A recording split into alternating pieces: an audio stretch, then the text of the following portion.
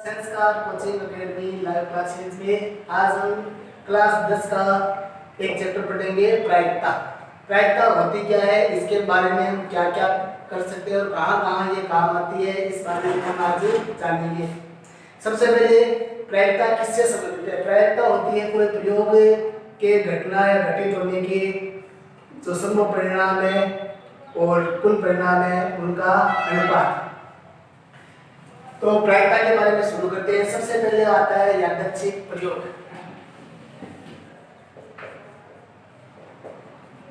प्रयोग क्या होता है? किसी भी घटना का घटित होने के जिसके में परिणाम वो पहले से ही ज्ञात हो, जैसे सिक्के को उछालना,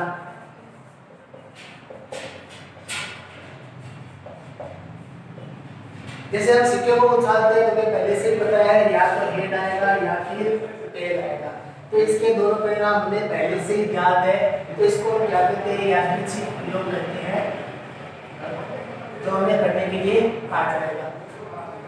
दूसरी चीज आती है घटना।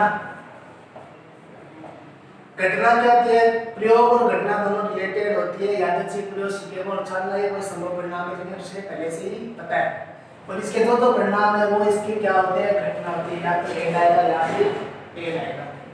जैसे पासे को उछालना, पासे को उछालना तो प्रयोग है और इसके जो परिणाम है वो क्या है? घटना है। 1 2 3 4 5 या फिर 6 आना क्या है? घटना है। कुल घटना या कुल परिणाम दोनों एक ही चीज होती है। कुल परिणाम, एक पासे को उछालने पर कुल परिणाम कितने संभव है वो इसके कुल परिणामों की संख्या है, और इसी को हम कुल परिणाम या निश्चेष परिणाम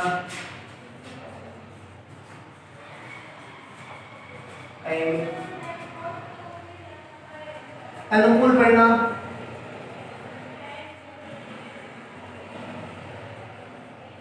किसी भी घटना में हमें यह दिया होगा कि इस चीज की प्रायिकता ज्ञात कीजिए, जिस चीज की हमें प्रायिकता ज्ञात करेंगे उस चीज के हमें अनुकूल परिणाम है उनकी संख्या ज्ञात करनी है। जैसे पासे को उछालने पर हेड डालने की प्रायिकता पूछे तो हेड डालने के अनुकूल परिणाम कितने हैं? एक ही है, केवल हेड। अनुकूल परिणाम और कुल परिणाम के अनुपात को हम क्या कहते हैं? प्रायिकता कहते हैं। प्रायिकता को P से लिखते हैं। E का मतलब यहाँ पर घटना से है, P का मतलब प्रोबेबिलिटी यानी कि प्रायिकता। अनुकूल परिणाम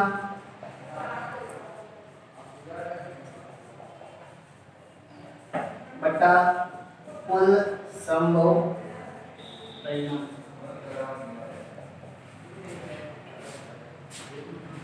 प्रायिकता की परास,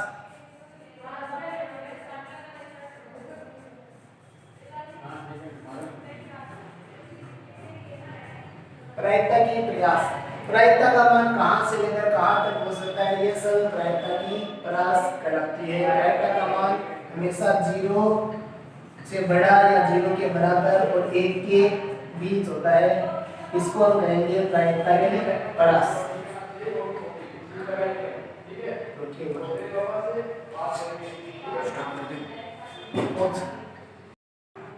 और ये प्रायिकता से संबंधित कुछ एक सवालों को हम करेंगे। जैसे एक सिक्के को उछालना, तो आपको एक सिक्के को उछालने पर कुल परिणामों की संख्या वो पता होनी चाहिए। एक सिक्के को उछालते हैं तो या तो उसमें हेड आएगा या फिर टेल आएगा, तो यहाँ पर हेड यानी कि चित्त और टेल यानी कि पट, दो संभव परिणाम है, तो ये कुल संभव परिणाम तो यहाँ पर आगे संभव परिणाम तो कितने आ गए? यहाँ पर 2। अब हमें जिस चीज के बारे में इसके बारे में पूछा जाए, जैसे आपसे ये पूछा जा सकता है कि हेड आने की प्रायिकता बताइए या फिर टेल आने की प्रायिकता बताइए, तो उनके अनुकूल परिणाम हम निकाल लेंगे। जैसे यदि आपसे पूछा जाए कि हेड आने की प्रायिकता ज्ञात कीजिए, तो हम लिखेंगे हेड आने के अनुकूल परिणाम। तो दोनों परिणाम में हम देखेंगे कि हेड तो एक ही बात है, तो हेड आने के अनुकूल परिणाम कितने हैं? 1। तो इसकी प्रायिकता हो जाएगी, सूत्र लिखेंगे इसका, अनुकूल परिणाम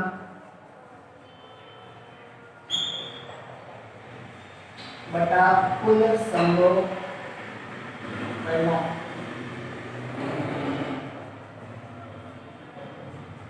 अनुकूल परिणाम 1 ही है और कुल संभव परिणाम कितने हैं? 2। तो ये 1/2 इसकी प्रायिकता है। यदि इसकी जगह टेल आने की प्रायिकता पूछे तो टेल आने के भी अनुकूल परिणाम 1 ही है और कुल संभव परिणाम इसमें 2 ही बना रहेगा, तो इसमें प्रायिकता जाएगी 1/2। यदि ये पूछा जाए कि हेड या टेल आने की प्रायिकता, यदि ये पूछा जाए कि हेड या टेल आने की प्रायिकता, तो हेड भी आ सकता है और टेल भी आ सकता है। तो उसके लिए अनुकूल परिणाम कितने हो जाएंगे? यहाँ पर 2 हो जाएंगे, कुल परिणाम 2 ही है, तो इसकी प्रायिकता क्या आ जाएगी? 1 आ जाएगी। दूसरा हम देखते हैं कि 2 सिक्कों को एक साथ उछाला जाए या फिर एक सिक्के को 2 बार उछाला जाए, तो दोनों ही स्थितियों में कुल संभव परिणाम कितने होते हैं? कुल संभव परिणाम, 2 सिक्कों को एक साथ उछालो चाहे एक सिक्के को 2 बार उछालो, दोनों में कुल संभव परिणाम है वो एक बराबर होंगे। हो सकता है कि पहले में हेड आ जाए और दूसरे में भी हेड आ जाए, यानी कि दोनों में हेड आए, या फिर दोनों में टेल आए, या पहले में हेड दूसरे में टेल आए, या फिर पहले में टेल या फिर दूसरे में हेड है। तो कुल यहाँ पर कितने परिणाम हो गए? यहाँ पर 4। तो कुल संभव परिणाम यहाँ पर कितने हैं? 4। अब इसके हमें जिस चीज की प्रायिकता पूछी जाए उसके अनुकूल परिणाम निकालेंगे। जैसे आपसे ये पूछ ले कि दोनों बार हेड आने की प्रायिकता, हेड आने की प्रायिकता या 2 बार चित आने की प्रायिकता, तो 2 बार चित आने के पहले अनुकूल परिणाम निकालेंगे।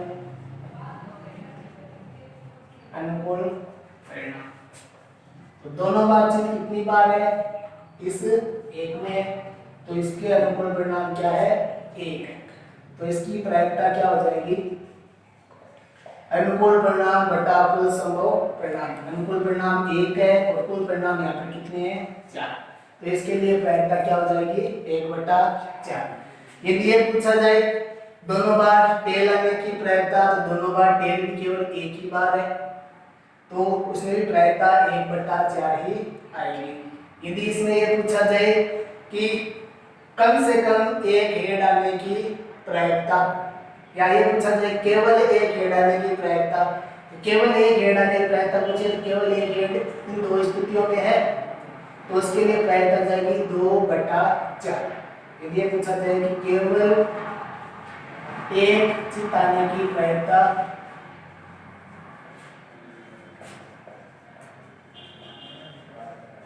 तो इसमें केवल एक चिन्ह है, इसमें और इसमें दोनों में आया हुआ है, इसलिए इसकी प्रायिकता हो जाएगी 2/4 यानी कि 1/2। एक सिक्के को 2 बार उछालेंगे तो भी यही कंडीशन आएगी, यही प्रायिकता है आपको पूछी जाती है। इसके अलावा यह पूछा जा सकता है कि कम से कम या अधिक से अधिक, 2 कंडीशन पूछ जाती है, एक तो कम से कम, एक पूछ जाती है अधिक से अधिक। यदि ये पूछा जाए कम से कम एक चित आने की प्रायिकता,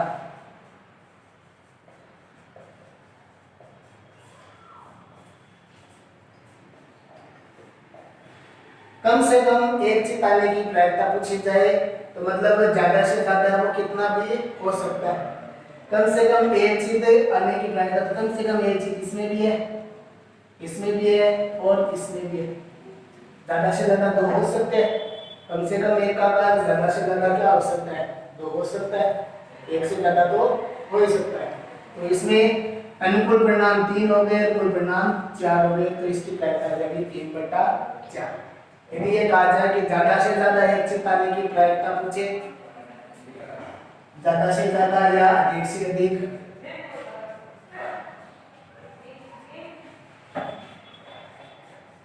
एक चित आने की प्रायिकता पूछी जाए, अधिक से अधिक एक चित आने की प्रायिकता पूछी है, तो अधिक से अधिक एक चित का मतलब है इसमें एक चित है, इसमें एक चित है, एक से कम वाला भी हम गिनेंगे, एक से कम यानी कि 0, तो ये भी इसमें शामिल होगा। यदि अधिक से अधिक एक चित का पूछे तो दोनों टेल भी इसमें शामिल होंगे। तो इसके 3 परिणाम होंगे यहाँ पर, 1, 2 और 3।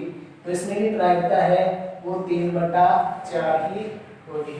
तो 2 सिक्कों के लिए ये सारी कंडीशंस है, जिसमें एक जीत या एक हेड आने की पूछी जा सकती है, दोनों बार आने की पूछी जा सकती है, कम से कम एक या फिर अधिक से अधिक एक आने की प्रायिकता भी पूछी जा सकती है।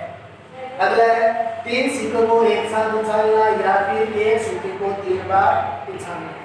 तो कुल परिणाम इसमें,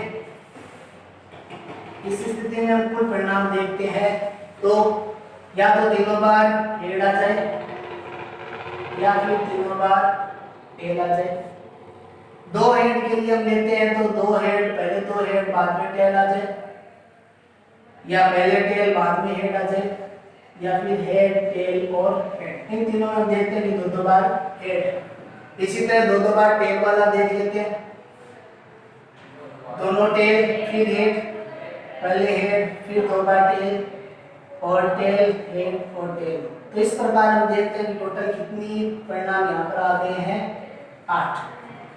एक सिक्के को 3 बार उछालना या फिर 3 सिक्कों को एक साथ उछालना, तो कुल परिणाम यहाँ पर आ जाते हैं 8। अब इसमें भी उसी तरह की प्रायिकताएं पूछी जा सकती है, जैसे आपके बुक में देते हैं कि एकांतरतः चित्त या पट आने की प्रायिकता ज्ञात की। जैसा आपके बुक में प्रश्न है, एकांतरतः चित्त या पट आने की प्रायिकता ज्ञात करो। एकांतरतः मतलब एक छोड़कर एक छोड़कर एक चित्त इसमें आ रहा है, और इसमें हम देखते हैं कि एक छोड़कर एक क्या आ रहा है, पट आ रहा है। इसमें एक छोड़कर एक हेड आ रहा है, इसमें एक छोड़कर एक टेल आ रहा है। तो इसकी प्रायिकता यहाँ पर क्या हो जाएगी, अनुकूल परिणाम तो गए 2, कुल परिणाम कितने हैं, 8। तो इसको सोल्व करेंगे तो आएगा 1/4। यदि किसी घटना की प्रायिकता, किसी घटना की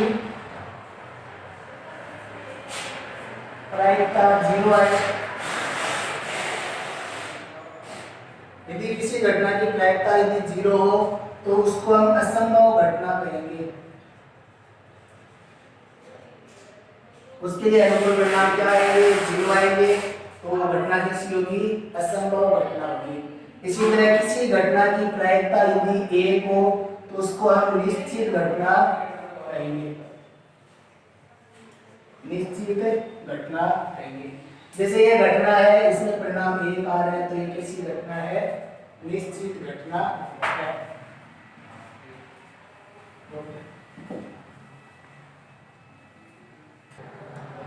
सिक्के के बाद में हम पासे पे आते हैं। पासे को एक बार फेंकना, एक पासे को यदि एक बार फेंकते हैं तो पासे में 1 से लेकर 6 तक होते हैं। तो एक पासे को यदि एक बार फेंका जाए तो कुल परिणाम क्या आएंगे, 6 आएंगे। कितने आते हैं, 6। ये 6 परिणाम कौन कौन से हैं, 1 2 3 4 5 और 6। ठीक है, से इसमें जिस चीज की घटना की प्रायिकता पूछी जाए उनके अनुकूल परिणाम हम ज्ञात करेंगे। जैसे आपको ये पूछा जाए कि सम संख्या आने की प्रायिकता, सम संख्या के लिए यदि प्रायिकता पूछे तो सम संख्या इसमें कौन कौन सी है, 2 4 और 6। 3 सम संख्याएं हैं, कौन कौन सी है, 2 4 और 6। तो इनकी गिनती करनी है, गिनती में कितनी है, ये 3 है। तो सम संख्या आने की प्रायिकता क्या आ जाएगी, 3। तो अनुकूल परिणाम है, अनुकूल परिणाम है 6, तो यह आ गया 1/। ठीक है, से विषम संख्या आने की प्रायिकता पूछे तो विषम संख्या की प्रायिकता पूछे तो इसमें विषम संख्या भी कितनी है, 3 है, 1 3 और 5। तो इसमें भी प्रायिकता क्या आ जाएगी इसकी, 3/6 यानी कि 1/2। यदि अभाज्य संख्या के लिए प्रायिकता पूछे, ये अभाज्य संख्या आने की प्रायिकता याद कीजिए। तो अभाज्य संख्या कौन कौन सी है? वे संख्या जिसमें खुद का भाज्य है या फिर एक का भाज्य है वो अभाज्य होती है। तो इसमें अभाज्य संख्या कौन सी है? एक तो 2 है, एक 3 है और 5 है। 5 से बड़ी अभाज्य संख्या भी देखनी है तो परिणाम हमारे पास 6 तक ही है और 6 क्या है? भाज्य है। तो इससे पहले की देखनी है तो 3 अभाज्य संख्या हमारे पास है, 2, 3 और 5। तो इसके लिए प्रायिकता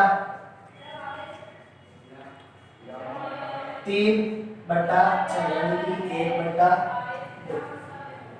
यदि ये पूछा जाए कि 4 से बड़ा अंक आने की प्रायिकता, 4 से बड़ा अंक आने की प्रायिकता पूछी जाए तो एक पासे को एक बार लिखते हैं। 4 से बड़े दो ही संख्या यहाँ पर ये 5 और एक 6। तो इसके लिए कुल परिणाम, अनुकूल परिणाम है 2 और कुल परिणाम कितने हैं? 6। तो इसके लिए प्रायिकता जाएगी 1/3। यदि ये पूछा जाए 2 या 3 का गुणज होने की प्रायिकता, गुणज होने की प्रायिकता,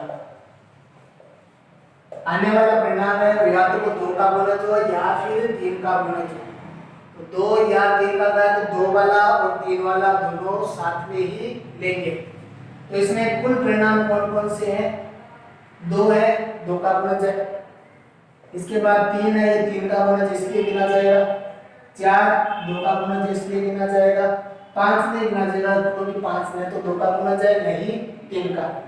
इसके बाद 6 तो ये 2 और 3 दोनों का गुणज है, ये भी गिना जाएगा। तो इसके अनुकूल परिणाम यहाँ पे कितने हमारे पास? 4। तो इसकी प्रायिकता क्या आ जाएगी? 4/6 यानी कि 2/3। ये या के लिए है, या के लिए हम दोनों चीजें साथ में लेंगे। यदि ये कहा जाए 2 और 3 का गुणज,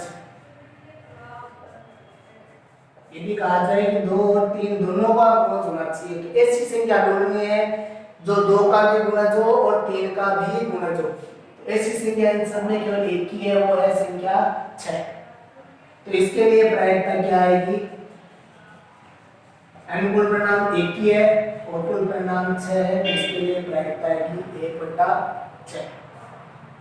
अब आगे चलते हैं 2 पासों के लिए।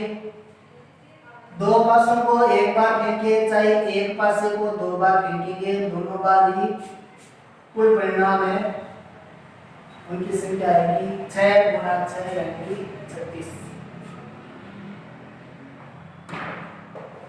2 पासों को एक साथ फेंकना, तो 2 पासों को एक साथ हम फेंकेंगे तो कुल परिणाम 6 × 6 यानी कि कितने आएंगे? 36। ये 36 परिणाम कौन कौन से? हो सकता है दोनों में एक आ जाए, हो सकता है पहले में एक आए दूसरे में 2 आए। तो इस तरह से हम परिणाम बनाते हैं।